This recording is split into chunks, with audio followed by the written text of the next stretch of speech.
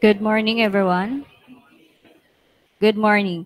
So right now, we will talk about the factoring of polynomials. So we have a different types of polynomials. We have binomial and trinomial, right? When we say binomial, it has a one term and two terms. And trinomial it has one term, two term, and third term. Okay, so this one with degrees higher than 2. So we will talk about factoring polynomials with degrees higher than 2. So the first one is factoring a difference of cubes. So you notice that in factoring a difference of cubes, we have a subtraction here. So if we have a subtraction, that one is for factor is copy the sign in the first and then proceed to addition. So remember, in factoring a difference of cubes, it is a positive. All right, that is the pattern on getting factoring a difference of cubes. Let's say have an example. So we have x cubed minus or subtract to 216. Now, the first step is remember the formula. What is our formula? A minus B and then A squared minus A and B plus is B squared. So that is a formula. And the second step is get the cube of each term. So we have first term and the second term. So what is the cube of x cube is x cube. And then 216, 6 times 6 is 36 times 6 is equal to 216. Now,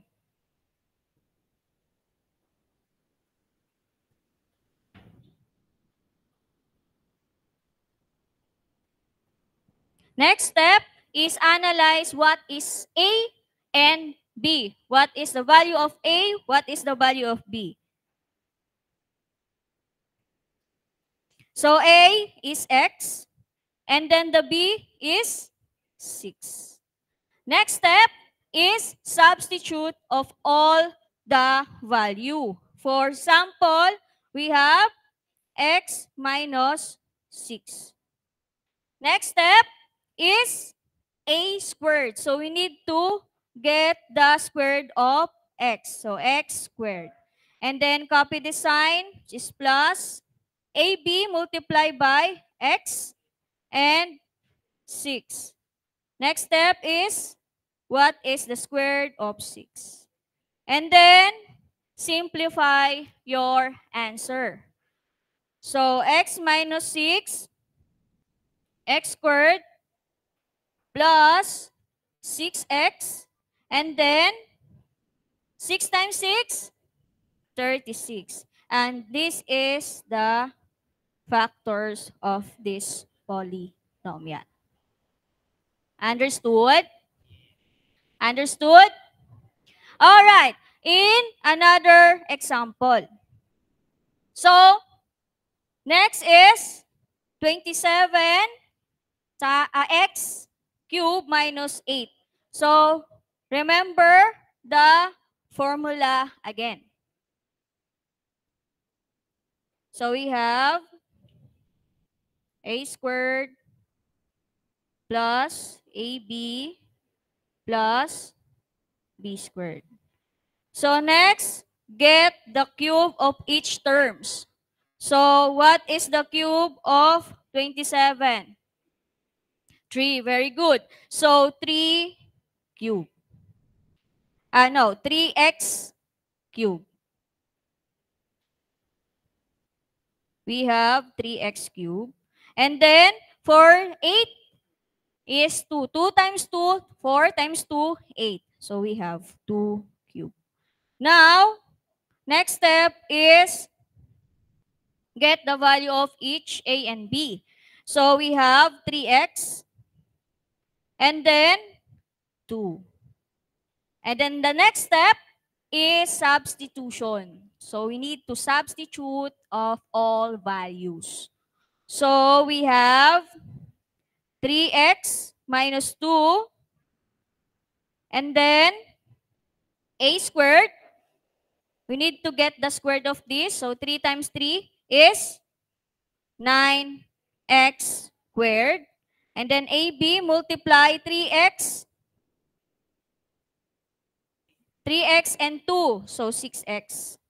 And then squared of B is 4. Now that is how we get a factor of difference of cubes. Question? Now let us proceed in factor a sum of cubes. So this time, all right. So try this one first on your notebook. So 125 cube minus 64y cube.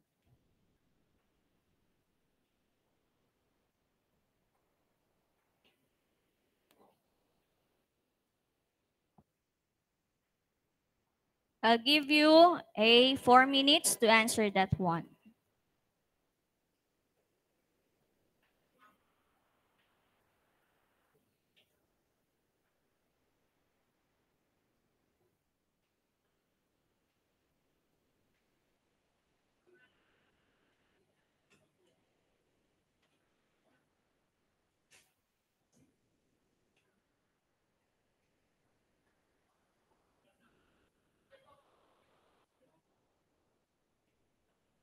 Just follow the rules on difference of cubes. So subtraction, subtraction, and addition, addition.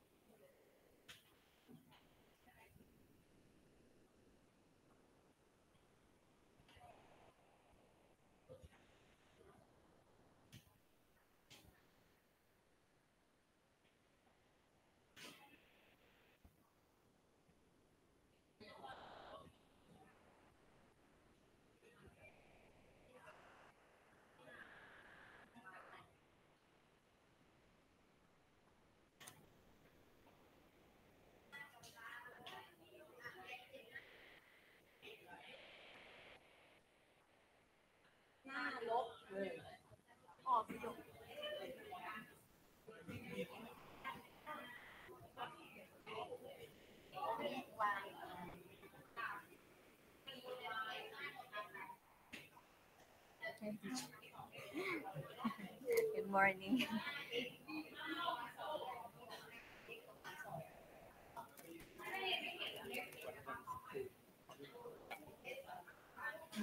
And another topic. 3 topic right now. So just one problem they solve and then next topic. They already know. They already know the topic. They already know the process. So this is for a review. Are you done?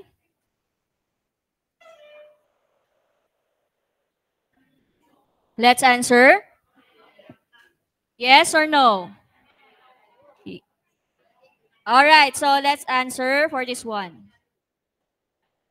So first step is we get the cube of each term. So we have 5x cubed minus, sorry, that is cube. And then 64, what is the cube of 64? Is 4. 4 times 4, 16. And then times 4 is 64. Next is analyze what is A and B. So we have 5x and then 4. Yes? Hmm? I'm sorry, that is y.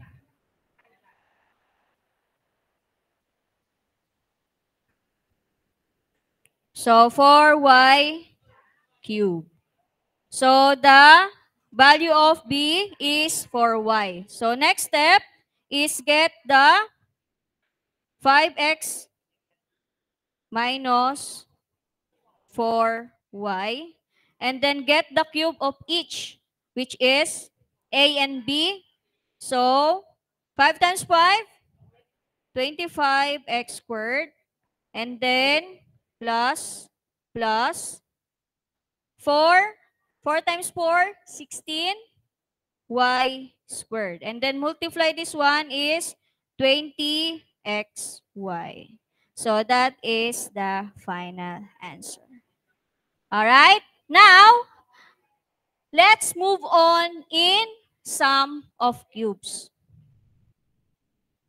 So in factoring of this, so this is addition. Sum and addition is same. All right.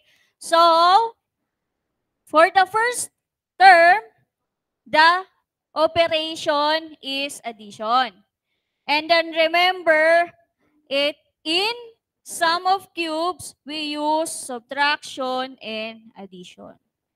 All right? Subtraction and addition. For example, so like we did in the previous example, we get the cube of each term. Now, what is the formula on getting the sum? Is A plus B and then A squared minus AB plus B squared. So that is the formula on getting the sum of cubes. Now, the next step is get the cube, which is P3, and then 64. So 4 times 4, 16, and then, so we have 4 cube. Now, next step is A and B again.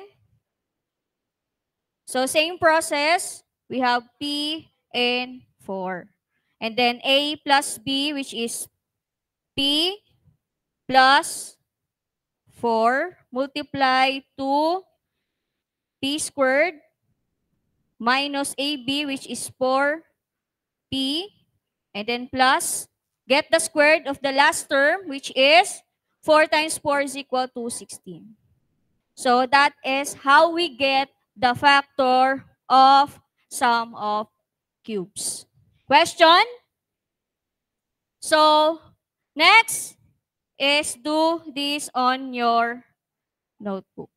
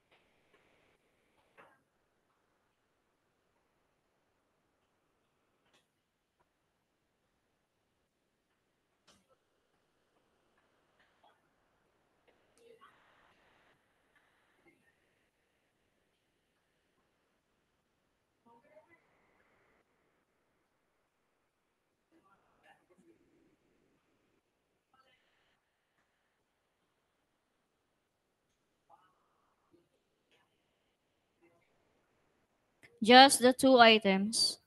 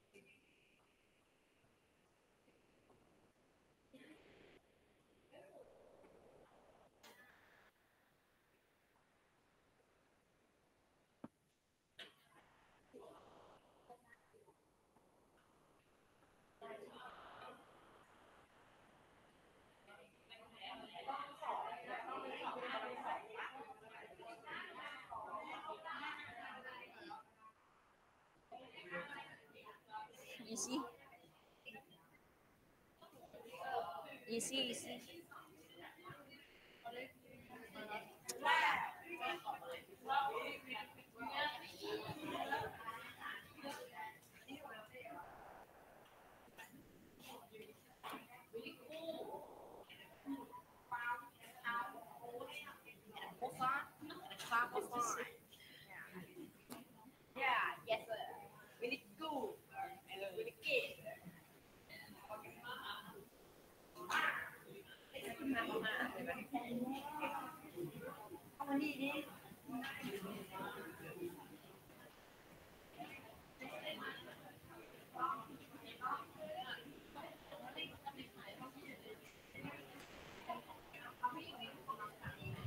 Let us answer.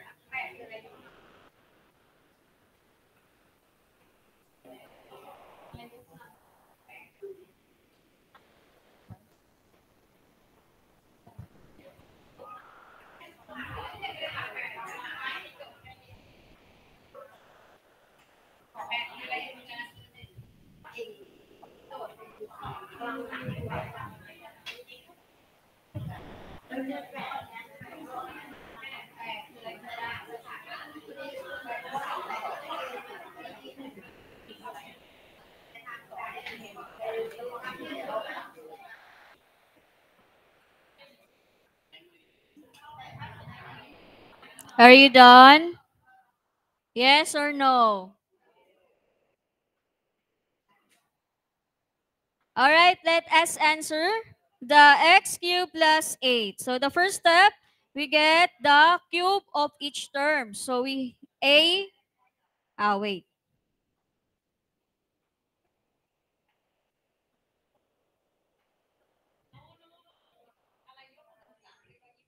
So get the cube of each term. We have x and 2 times 2, 4 times 2 is equal to 8. So we have 2.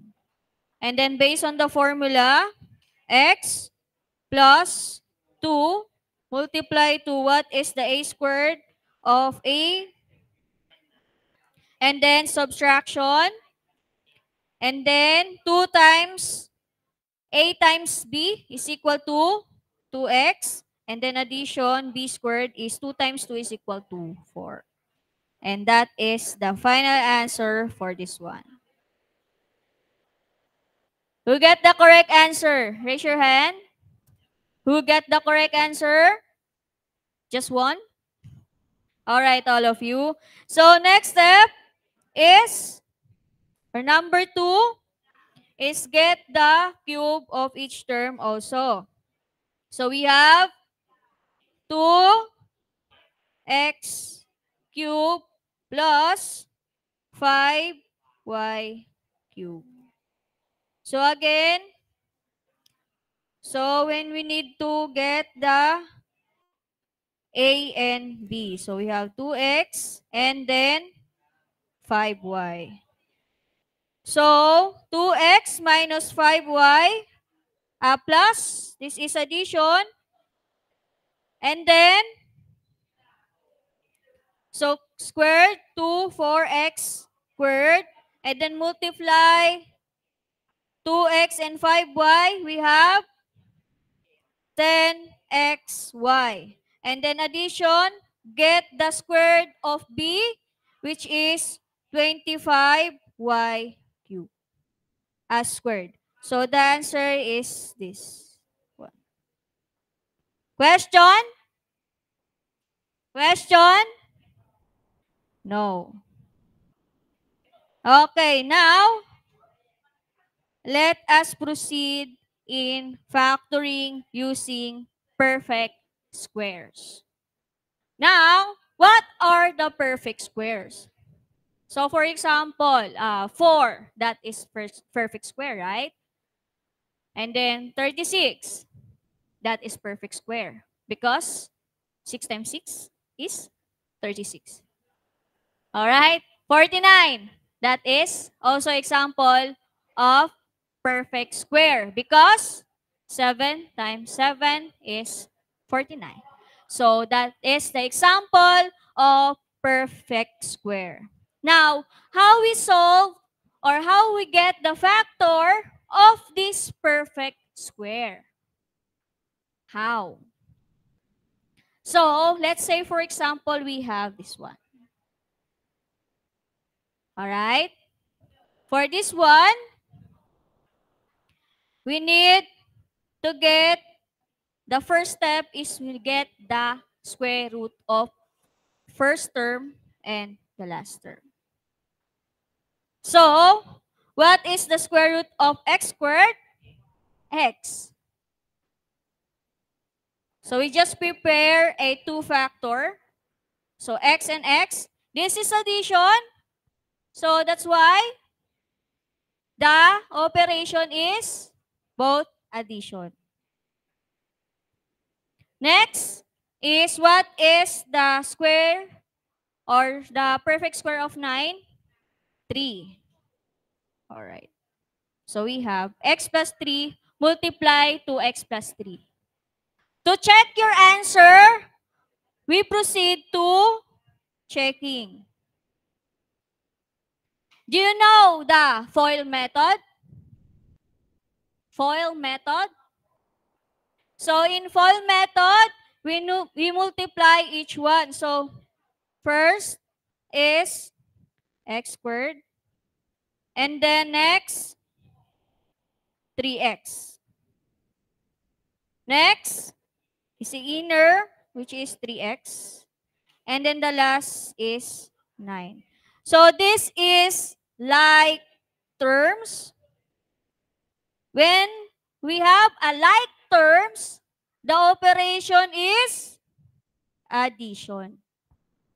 So we have x squared plus 6x plus 9.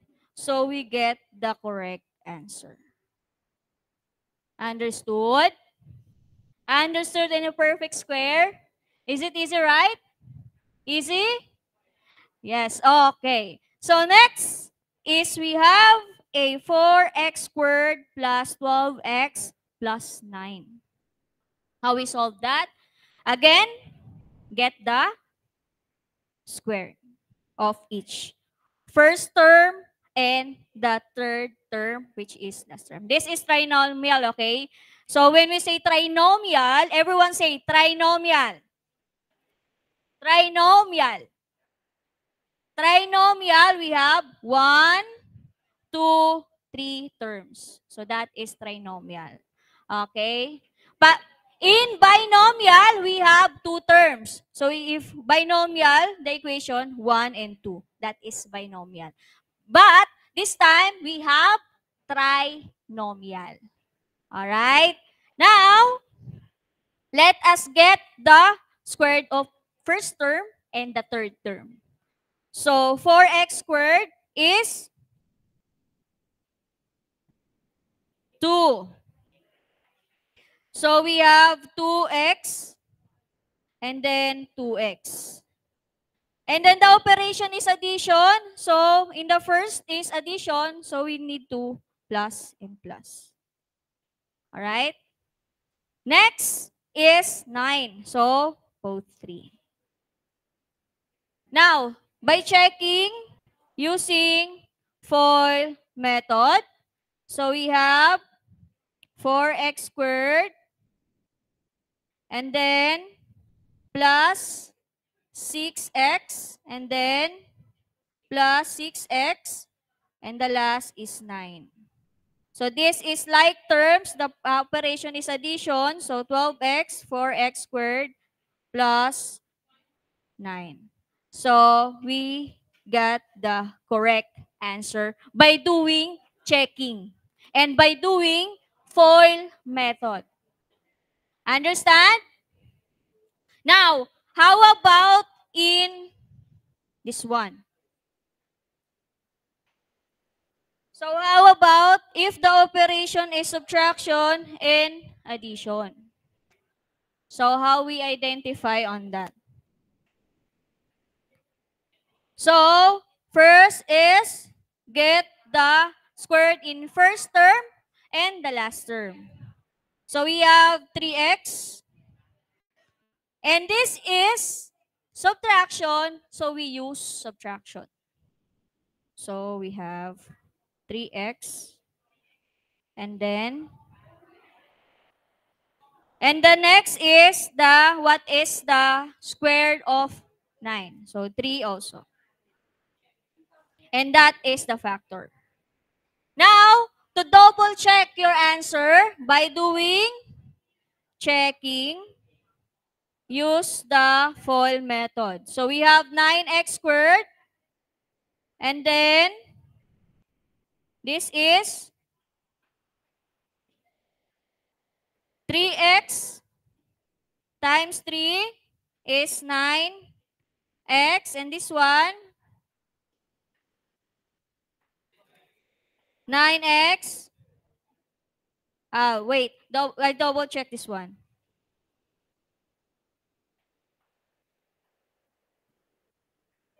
It's not much. So let's double check. So get the factor for each one and then we proceed to addition and subtraction. So the first term is subtraction. So again, we have and then 3. So subtraction and addition. So let's try this one. So we have 3 also. And then this is the final answer for this one. Okay? Understood? Understood. So let's proceed in 8x squared minus 36xy and then 4y squared. So get the factor or get the square of each. So just remember, get the square of each first term and the last term. So we have 9x and then 2. 2y. And that is the final answer to get this one. So remember, first term and the last term. Understood? Understood. All right, try this one.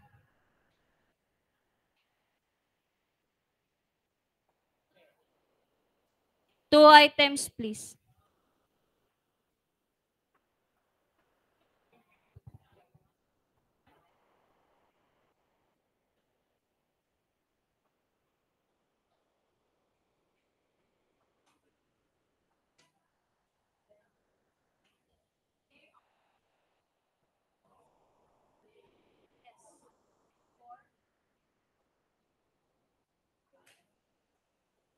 For that one, we have 4.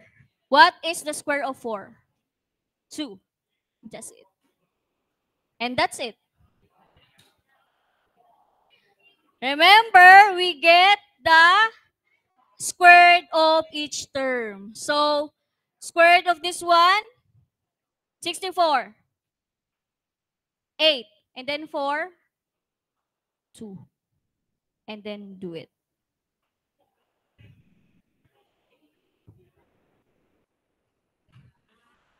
Remember, we need to get the square root of first term and the last term to get the factor of the following.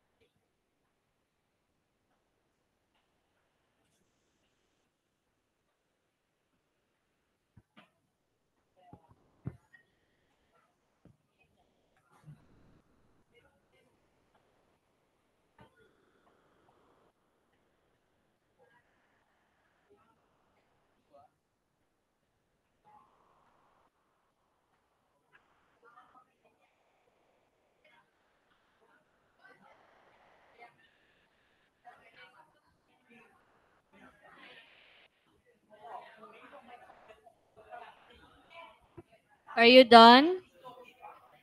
Done?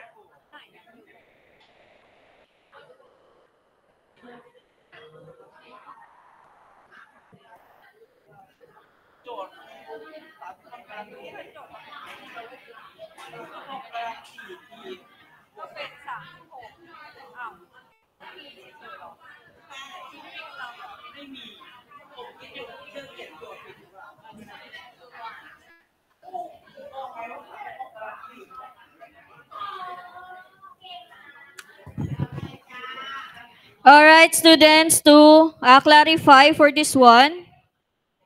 So if the operation is the first negative, all of the operation in factor is negative. Okay? And like this second example, if the first operation is subtraction, the operation is negative, negative, or minus, minus. All right? Remember, if the first term is subtraction, we use subtraction of both factor. All right? So, proceed to the activity.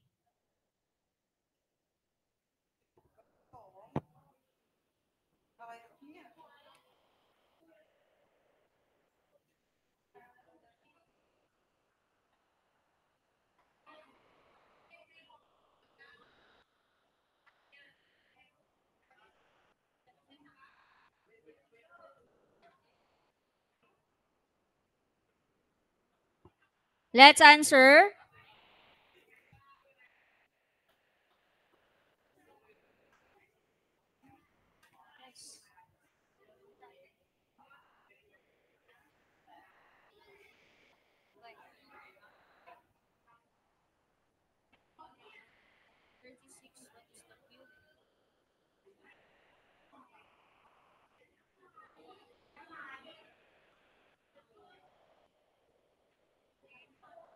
I'll explain later.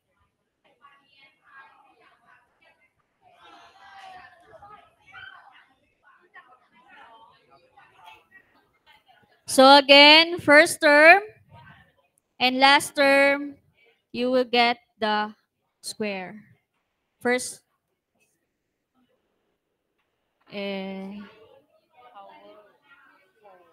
power 4.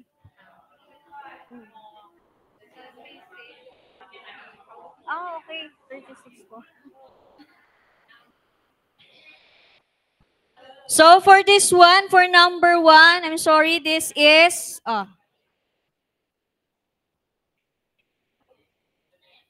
place for P, for variable. So 36P, 4. 36P, 4. Just move it. And get the factors. Okay, let's answer.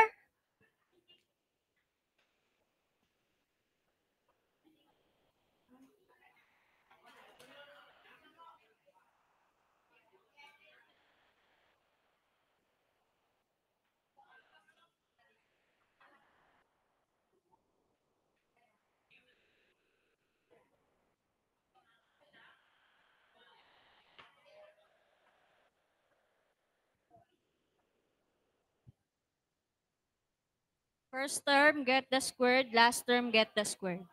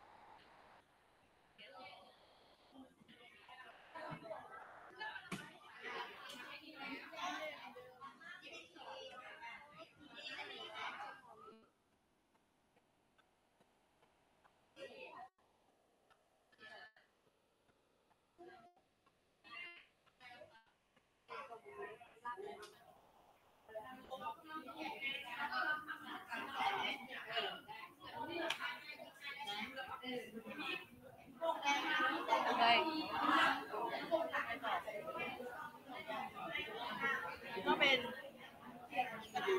Yeah.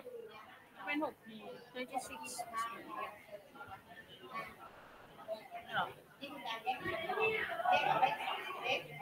No. It's still the same. อันนี้คือ answer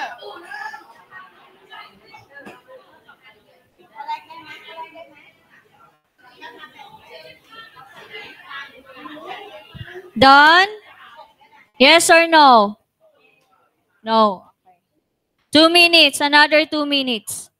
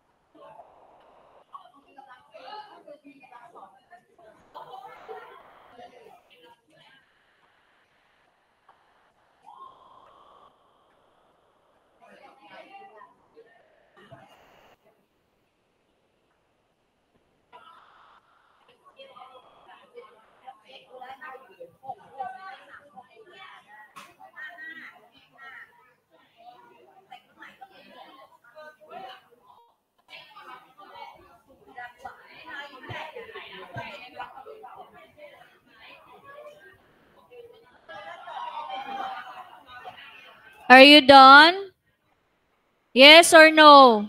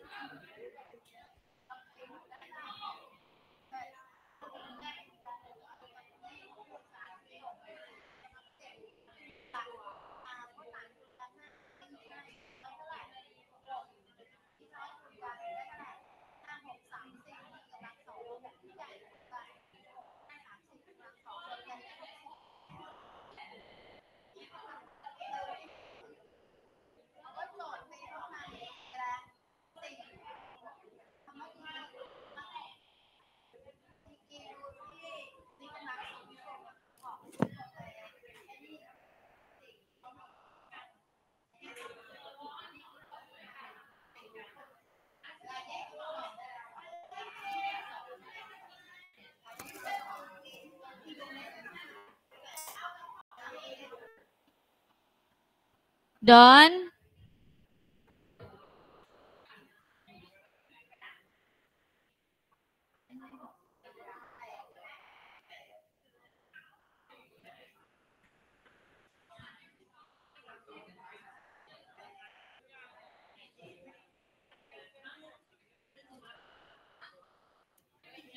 Do the checking if you need to double check your answer.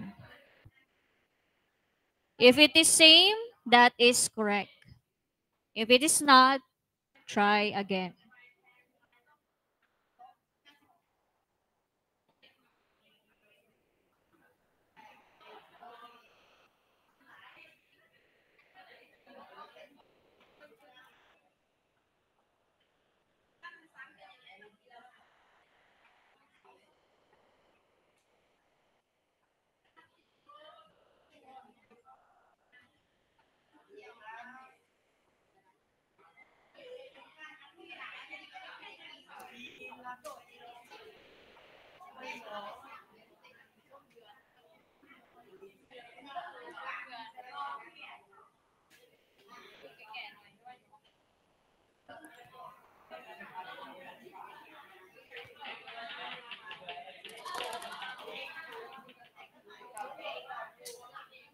Done?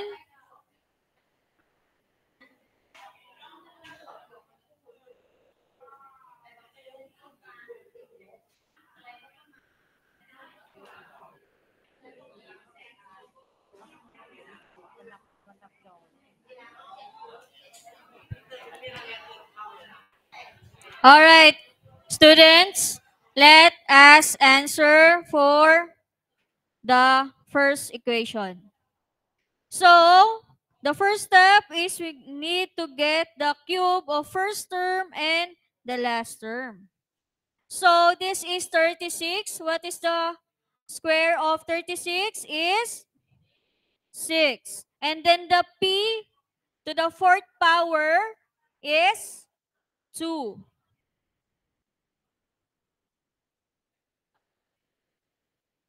So this is addition. The first term is addition. So we need to use addition. Next is what is the square root of 5, which is 5 times 5. So, to double check the answer, we need to process the FOL method. So, 6 times 6, 36, P, 4 power. And then, next is, we have 30P. And then, to the squared plus 30P squared and plus 25. So, this is like terms, you will need to proceed on addition. Same operation. So, we have the final answer is 36P plus 60P squared plus 25. And that is same on the equation. So, that's why our answer or our factor is correct. All right? Understood? Now, let us proceed in number 2.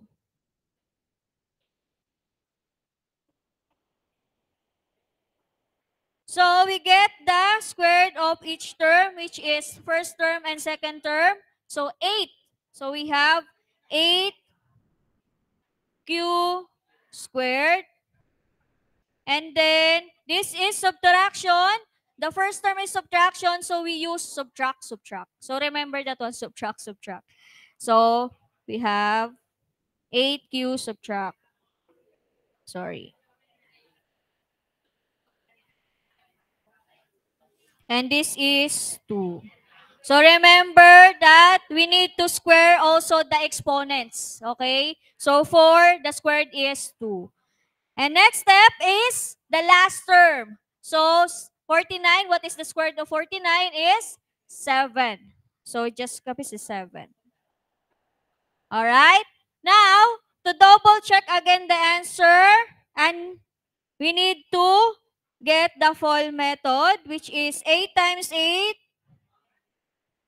is 64 q to the fourth power. And then next is, so this is negative. So positive multiplied to negative is negative. So we have 56 q squared. Next is also, this one is 56 q squared. And 7 times 7 is positive 49. Because negative times negative is always positive. So we get the positive 49. And then this is like terms. Like terms. So the operation is addition. So we will get 64q or to the fourth power minus 112q squared plus 49. So we get the same equation. So that's why our answer is correct. Did you get it? Understood? Question. So these are the example of factoring numbers.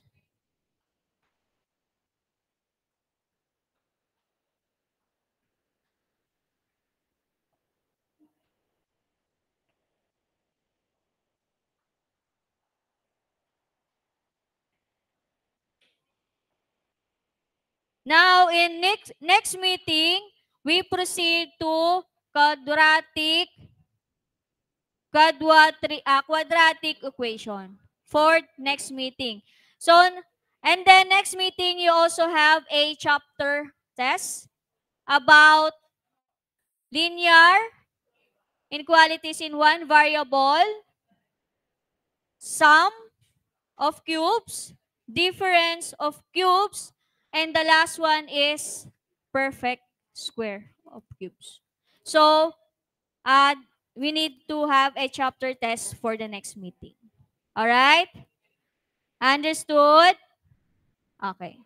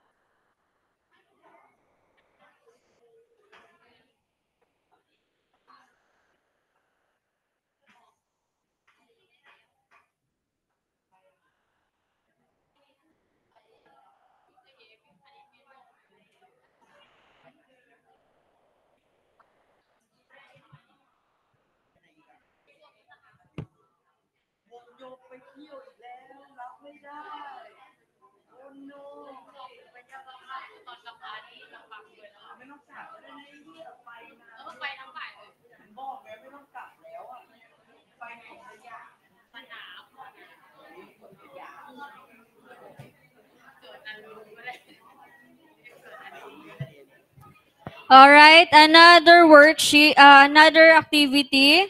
I add just two items or two numbers.